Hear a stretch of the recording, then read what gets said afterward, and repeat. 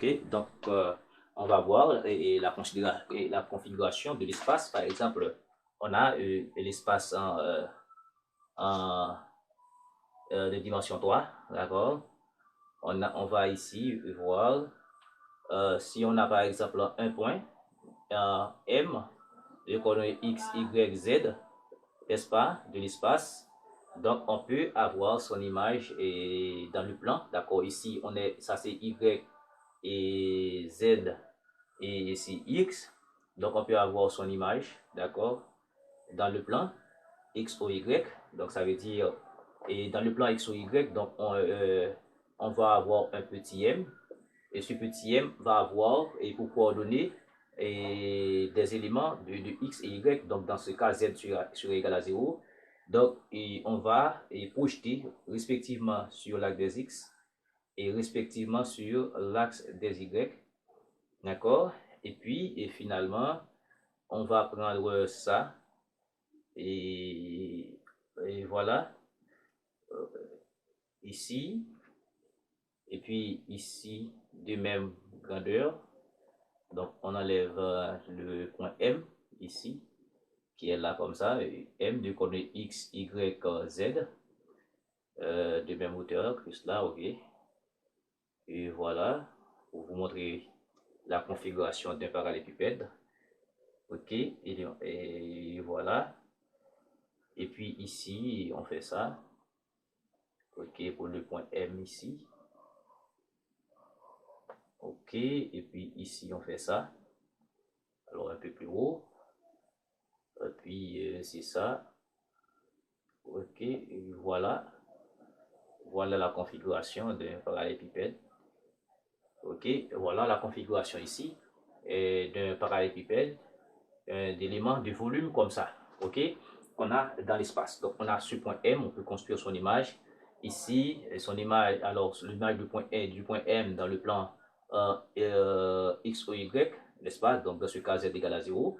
Donc nous permet de trouver rapidement cette configuration. Donc, ce qui nous intéresse nous-mêmes, c'est que nous allons considérer un domaine élémentaire, un domaine où on a des parallèles élémentaires. Ça veut dire ici, on va avoir l'espace, d'accord? On va avoir l'espace en trois coordonnées. Et puis ici, on considère un domaine, d'accord? Un domaine D. Donc dans ce domaine D, n'est-ce pas, on va le découper et puis on va aboutir, n'est-ce pas, on va aboutir à des parallélépipèdes élémentaires. Vous voyez, on va aboutir à des parallélépipèdes élémentaires.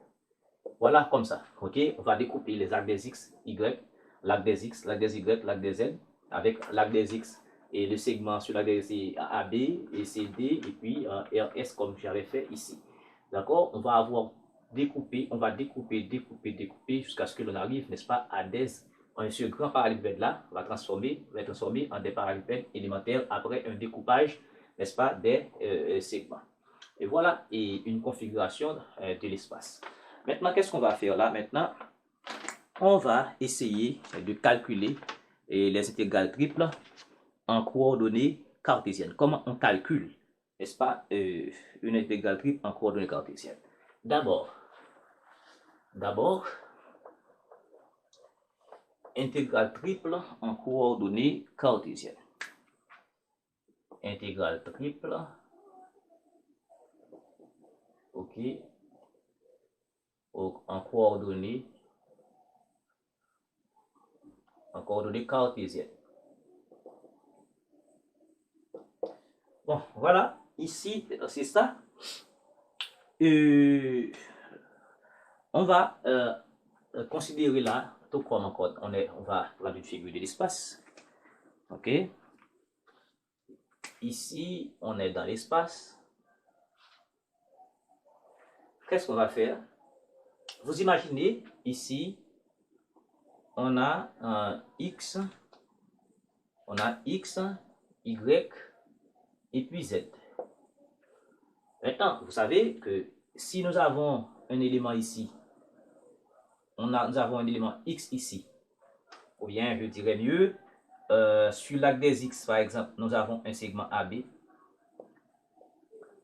Eh bien, x, n'est-ce pas, est compris, x, n'est-ce pas, est compris entre A et B. Maintenant, si nous voulons trouver les images, n'est-ce pas, de A dans Y, eh bien, il suffit de projeter. D'accord? Il suffit de projeter ça sur Y. OK? On va avoir ici Y1 dx par exemple, parce qu'il faut que, et maintenant, on donne aux éléments de X leurs images en sur Y. Et bien, pareillement, on fait pour B, et bien, on va avoir Y2 de X, voyez, parce que, voilà. Et puis, X lui-même, d'accord, est ici, pour un point M quelconque, on va avoir son image, n'est-ce pas, je vais appeler Y de X.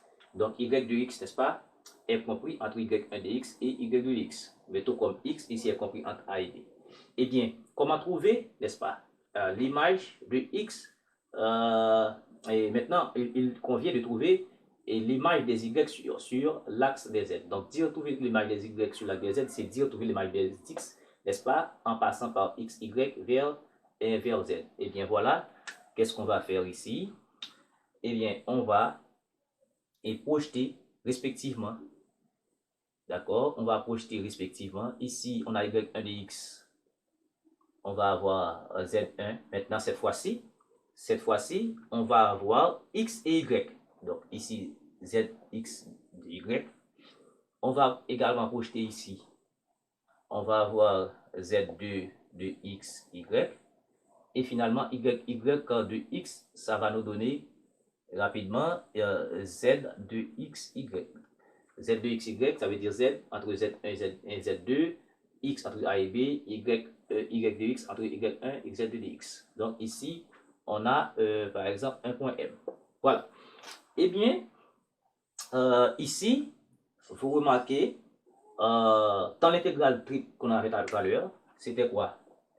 I était égal à quoi? C'était somme triple sur le domaine D, f de x, y, z, dx, dy, dz. Et bien sur le domaine D, qu'est-ce qu'on va faire? Maintenant, le premier intégral ici, c'est pour x, n'est-ce pas? Eh bien, x varie entre A et B. Donc, on va avoir I égale à la somme de A et B, n'est-ce pas? Et comment j'appelle ça? Y varie de y1 dx à y2 dx, d'accord? y1 dx, y2 dx, et puis z varie de z1 de xy à z2 de xy, et puis la fonction ici, f de x, y, z, dx, dy, d'accord? Ici, on a dx, ici on a dy, et puis ici on a dz. Qu'est-ce que vous remarquez? Vous remarquez que z est fonction de xy. Donc dans une intégrale, on commence de droite vers la gauche. Donc ici, on va calculer dz. Donc on va trouver un résultat en x et y.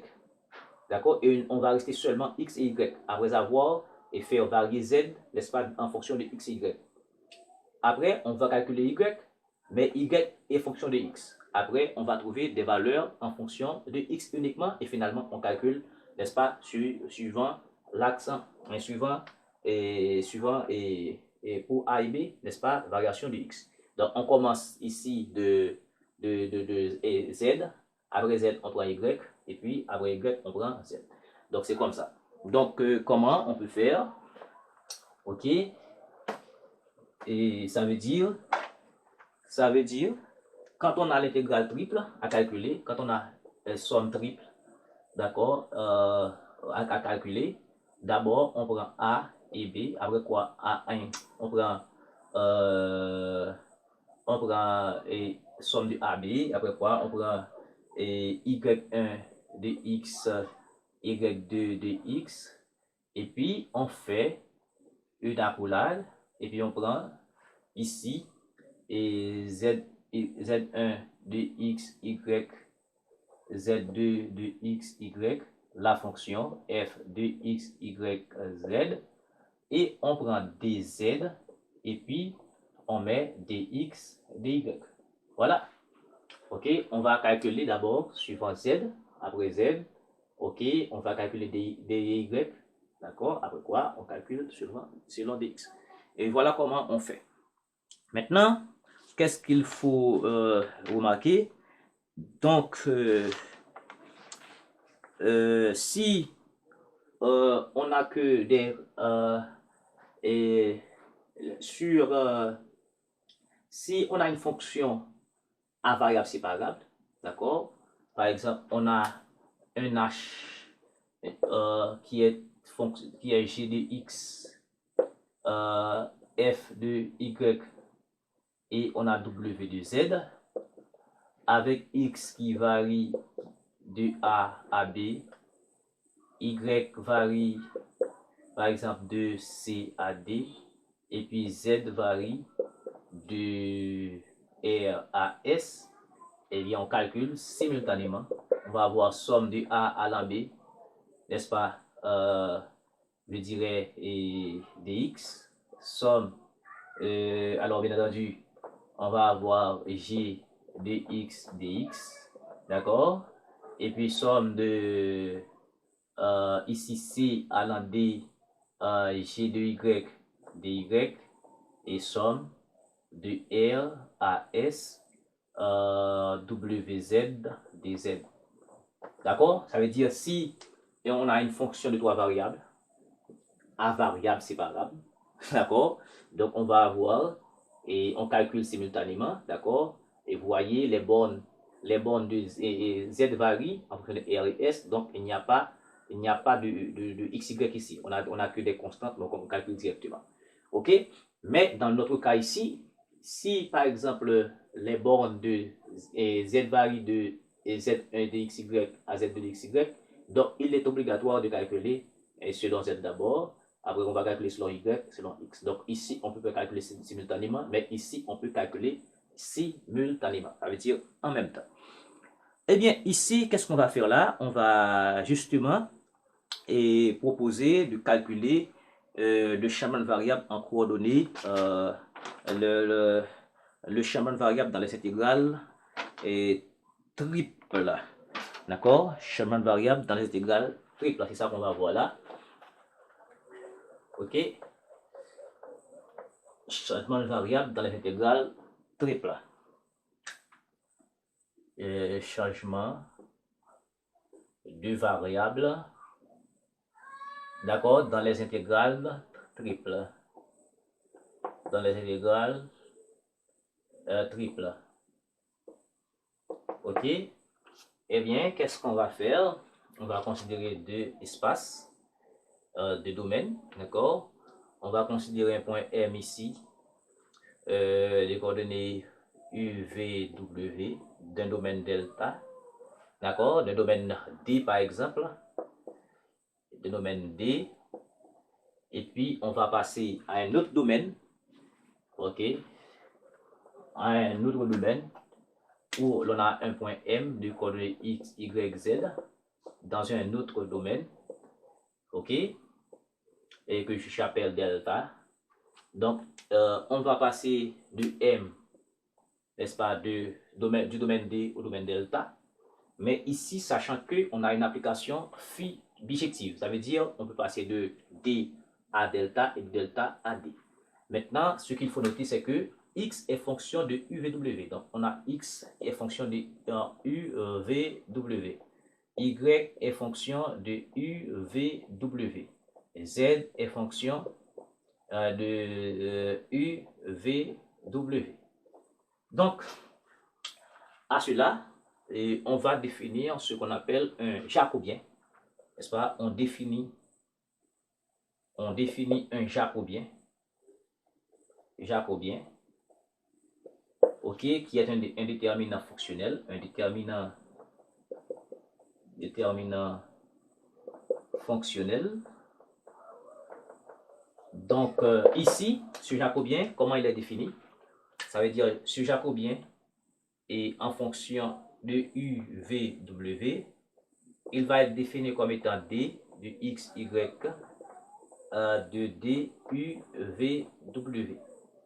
Donc, ça veut dire, on va passer de X, Y, Z à UVW.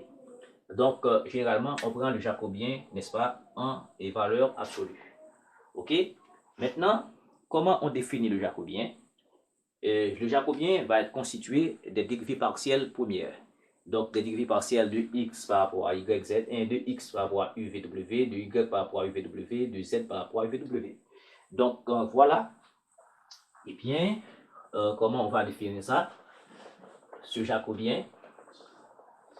Donc, ici, le jacobien de u, v, w, il va être un déterminant où l'on aura des dérivées partielles premières de x par rapport à u, de x par rapport à v, d'accord, par rapport à v, et de x par rapport à w, par rapport à w, de y par rapport à u, de y par rapport à v, et de z, alors de y par rapport à w, et finalement de z par rapport à u, de z par rapport à v, de z par rapport à w.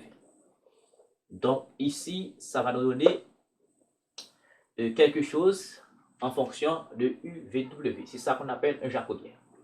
Donc l'un des changements, l'une des applications fondamentales des changements de variables en coordonnées, des changements de variables dans les intégrales triples, ce sont les changements de variables en coordonnées cylindriques et les changements de variables en coordonnées sphériques. C'est ça qu'on va voir là. Voilà comment on calcule un jacobien. Application de ce qu'on vient de voir là, c'est application, c'est changement de variable,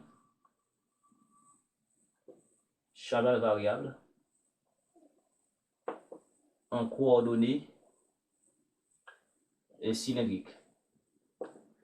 D'accord? Changement de variable en coordonnées cylindriques. Donc, les changements de variable en coordonnées cylindriques s'obtiennent.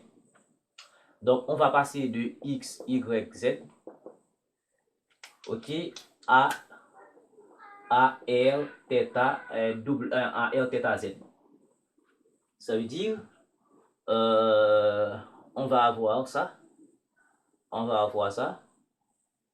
Donc, on va avoir un point M, un point P par exemple, ou bien un point M ici, d'accord, de coordonnées R, θ, z.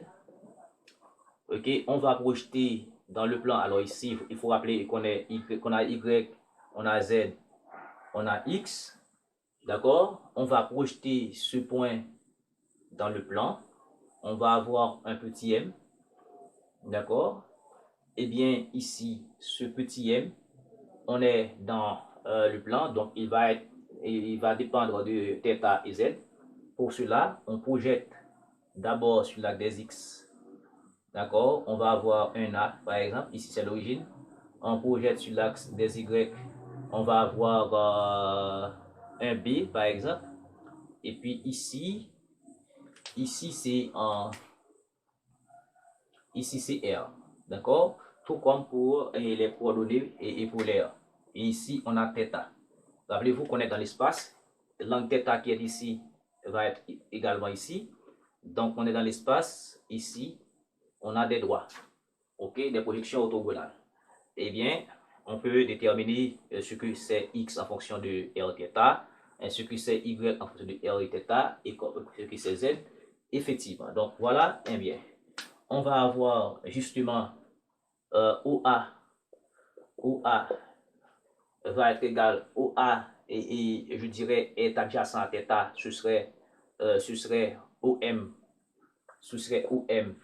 ici par, alors OM ici par le cosinus θ, ce qui fait x égale OM c'est R, ici ça fait R cos θ. Et finalement, on peut trouver OB qui est en phase du θ ici, d'accord, OB qui est en phase du θ, donc ce serait un signe, donc ça fait OM et sinus θ, ok. Et puis on va avoir OB n'est que Y, ça fait Y égale à R sinus θ, et finalement Z égale à Z. Voilà comment on fait un changement de variable en coordonnées cylindriques. Alors, on a x égale à R cos θ, y égale à R sinus θ, et puis z, c'est z. D'accord? Donc, ça veut dire, on va avoir un jacobien. Le jacobien, n'est-ce pas, en coordonnées cylindriques, c'est quoi? On va avoir un jacobien en fonction du R θ z. R θ z.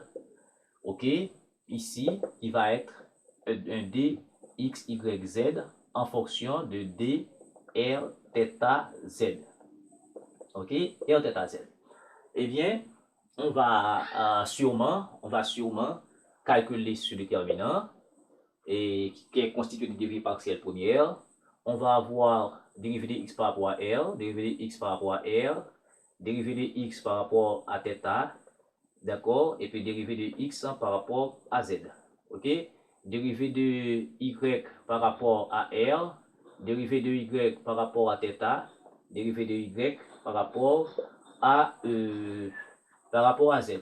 Et finalement, dérivé de z par rapport à r, dérivé de z par rapport à θ, dérivé de z par rapport à z. OK? Et finalement, ça nous fait quoi? OK? Ici, on a dérivé de x par rapport à r. Dérivé de x par rapport à r, ça fait cos θ. Dérivé de x par rapport à θ, d'accord, ça fait moins r sinus θ. Et dérivé de x par rapport à z, il n'y a pas de z ici, ça fait 0. OK? Et dérivé de y par rapport à r, ça fait sinus θ. OK? Dérivé de y par rapport à θ, ça fait r cos θ. Et dérivé de z, dérivé de y par rapport à z, ça fait 0. Et dérivé de z par rapport à r, il n'y a pas de r ici, ça fait 0. Dérivé de z par rapport à θ, il n'y a pas de θ ici, ça fait 0. Et dérivé de z par rapport à z, ça fait 1. Ça, c'est évident. C'est évident, d'accord? C'est évident. Et bien rapidement, on peut faire ces déterminants. Nous avons des éléments nuls ici. Donc, on peut calculer ces déterminants par rapport, n'est-ce pas, à la troisième ligne et troisième colonne. Donc, vous imaginez-vous, si je calcule par rapport à la première ligne, première colonne, donc nous allons avoir ça, c'est nul. Si on calcule, voilà, donc pour cela, pour éviter trop de choses, donc on calcule par rapport à la troisième ligne et troisième colonne, là il y a 1, d'accord, pour les autres c'est nul. Donc rapidement, donc ça nous fait quelque chose là. Donc le jacobien R θ z en coordonnées cylindriques, ça nous fait justement troisième ligne première colonne et troisième colonne, ça fait ce déterminant qui nous donne R cos carré θ moins, donc il y a un moins ici, ça devient plus, ça fait R sinus carré θ. Donc ce qui fait R facteur de cos carré θ plus sinus carré θ, donc ça fait R. Donc le jacobien en coordonnées cylindriques vaut R, tout comme pour les coordonnées polaires. En coordonnées polaires, le jacobien c'était R, le jacobien aussi en coordonnées cylindriques c'est aussi R. Seulement, on a des variations. Donc on a R qui varie, on a θ qui varie, et puis on a Z qui varie. Donc d'abord, pour cela, il faut déterminer un cylindre ici. OK, pour un cylindre ici. OK, voilà.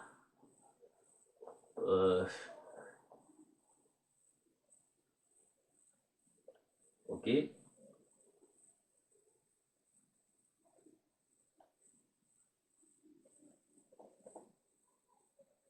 OK, bon, vous me pardonnez là. OK, voilà un cylindre. Donc un cylindre a une surface de base, n'est-ce pas? OK, ici c'est le rayon, l'origine. C'est pareil qu'ici. Et on a la hauteur H. OK? La hauteur H. Donc la hauteur H, ça veut dire la hauteur prend la direction des OZ.